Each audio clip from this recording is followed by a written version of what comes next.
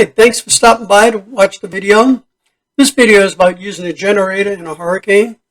In a hurricane, you have heavy rain, you have high winds, and you have lightning. You cannot use your generator out in the rain unless you have a cover. Electrical power with water can be very dangerous. You could kill yourself. The other thing is you want to have a heavy cord, a 10-3 cord. If you use the light cords, they get hot and they can damage appliances and also damage your generator. Now you want to use a twist lock plug, a 30 amp twist lock plug. There's also a 30 amp twist lock receptacle on the generator. That's going to give you your best results. Now, the other thing is you want to make sure you fuel the generator before the storm comes.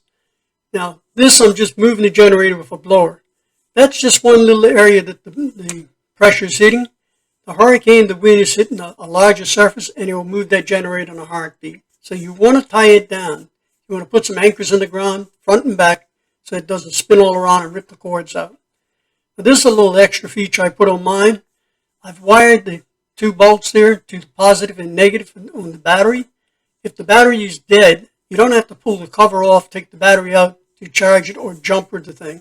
You can jump it right from here, save time, especially in a hurricane. That's what you want to do. Now, this is just a whole note of a little checklist.